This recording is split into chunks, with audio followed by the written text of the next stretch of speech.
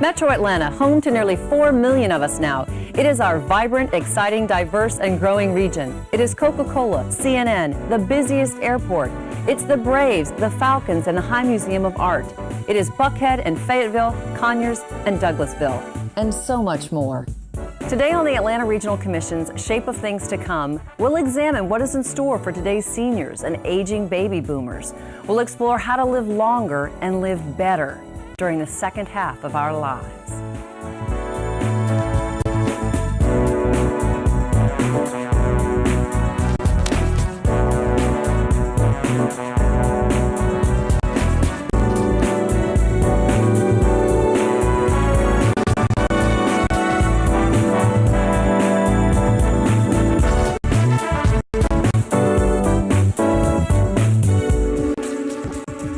Americans are living longer, but living longer doesn't necessarily mean living better. Medical advances can keep us alive longer, but heart disease, arthritis, diabetes, and other chronic illnesses can lead to disability, depression, and a diminished quality of life. To talk about how to live better as we live longer, we have with us today Bill Benson and Dr. Harry Strothers. Dr. Strothers is the Associate Chairman of the Department of Family Medicine at Morehouse School of Medicine in Atlanta. Mr. Benson has worked in the aging field for 33 years. He's a consultant specializing in aging and health policy. His clients include the Centers for Disease Control and Prevention, Consumer Reports Best Buy Drugs Program, and the American Society on Aging. Thank you both for being here on Shape of Things to Come. I really appreciate your time. Interesting statistic. According to the Atlanta Regional Commission, come 2030, 1 in 5 Georgians, metro region dwellers, I should say, are going to be over 60. 1 in 5 over 60 by 2030. That's up from 1 in 10. So what impact does this huge shift have on this region? A way to visualize that is to imagine that for every older person you see, there's 2 standing there. Whether it's in line at the grocery store, on the road, or wherever you are. So there's a literal doubling of the older population. It's going to affect our communities. It's going to change the face of our communities in ways that we only, I think, now are beginning to appreciate and probably can't visualize those changes. Your thoughts on that, Dr. Strothers? It also is going to affect our health care. Seniors require more health care than the rest of the population. And if my statistics are right, 95% of our health care dollars are spent on older Americans. Does that statistic sound right to you? That sounds right. Okay. So we're going to see more and more care needed. And just as you said, you're going to have twice as many older people. You're going to need twice as many caregivers for those older people. And we're having problems getting those caregivers now. Right now, a lot of it does tend to fall on family, but family's not always available, particularly if they don't live in the area or they're raising families of their own and possibly working full-time. And not only that, we see obviously a decline in the number of children families have, so there's just fewer caregivers within any given family, just statistically. Instead of 4 children, you might have 1 child to 2 children, and if that person's in the workforce, as you suggest, the odds of them being able to step up to the plate and do caregiving in the way that we've traditionally known is going to be very different. How do we go about driving down the health care costs? Well, part of it is prevention. It's doing all those things we know we're supposed to do. It's the exercise. It's the exercise. It's the eating right. It's being careful. When we're out bicycling, putting on helmets, using our seat belts, drinking in moderation. So it's all those things we know we're supposed to do, but we don't do. What are some of the most common health ailments that our seniors are going to experience? Hypertension. High blood pressure? High blood pressure. Diabetes.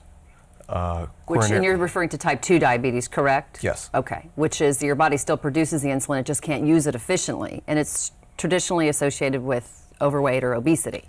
Right. Although, as you get older, you don't have to be obese to get it. Okay. And even if you're moderately overweight, does that not still up your chances, though? Yes, definitely. Okay. Even moderately? Yes. Okay. And exercise decreases your chances. If I understand correctly, roughly 1/3 to maybe a little more of our seniors are inactive and overweight at the same time. Spells disaster, doesn't it? Mm-hmm. Definitely. Mm-hmm. Okay. So what do we do? Mm-hmm. I mean, it's not just planning their health and their medical map. It's land use plans. It goes well beyond just simply, can I get to the doctor, or should I be walking, an extra mile every day? Our belief that older people are, both present older people and future older people are going to go in droves to gymnasiums, if that's our hope to get them active, is, I think, missing the mark. We have to find ways to engage them in their community, and green space matters a great deal. And I think sidewalks, look how many communities have sprung up over the last few years. Wonderful new communities that are developing outside the city limits without sidewalks. Older people, want to have sidewalks where they can at least walk for a little bit, and without that, the road is a hazard for them. The fact is, healthcare is going to cost us a lot more. I mean, that's an inescapable fact that we have to face. Healthcare is expensive, and there's going to be more demand for it in the future, no matter what we do. What do we do? Well, I think what we do is we accept that from a policy standpoint that we're going to spend more on healthcare. That's a fact. But we, at the same time, can also begin to try to do more and more and face up to the challenges we have in trying to promote prevention. And it's not just in the older population. If we want to look ahead 30, 40, 50 years, what about the trend in schools towards dropping physical activity programs, exercise, recess? At every level, we've got to change our thinking. People who run programs for older people, need to embrace this agenda. I'm really pleased. I don't live in the area. I'm from the Washington, D.C. area, but the Atlanta Regional Commission, I think, has really made it clear that they intend to be an exemplary agency on aging in promoting healthy living for older people. That's new, and I think that's a very exciting development.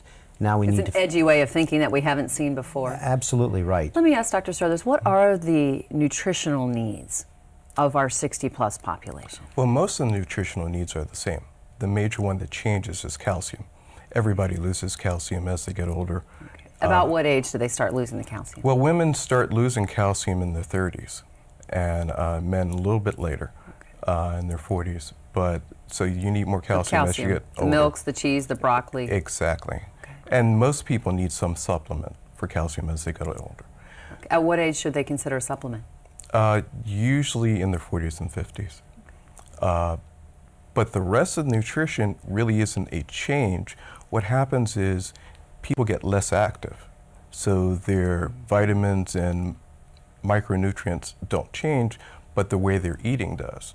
So if you're getting less calories, you're getting less of those nutrients that you need. What should be a reasonable exercise regime for someone who's 65 or 70?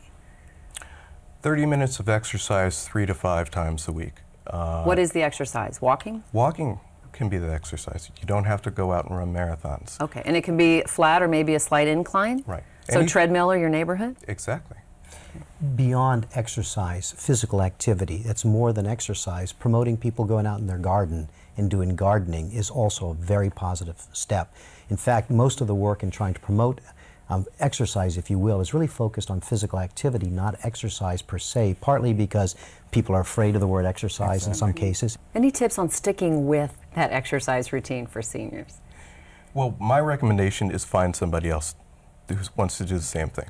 So finding a partner, finding a friend, joining a walking club. There are frequently walking clubs at malls, so they don't have to be outside in the heat or in the cold. So getting that commitment from somebody else helps you keep your own commitment. Helps out the door. And do what you like doing. If it's bird watching and that gets you out walking through the woods, do that. All right. And with that, I have to say thank you very much to Dr. Strothers and Bill Benson. I appreciate your time on Shape of Things to Come and, of course, your advice. Thank you very much. Thank you.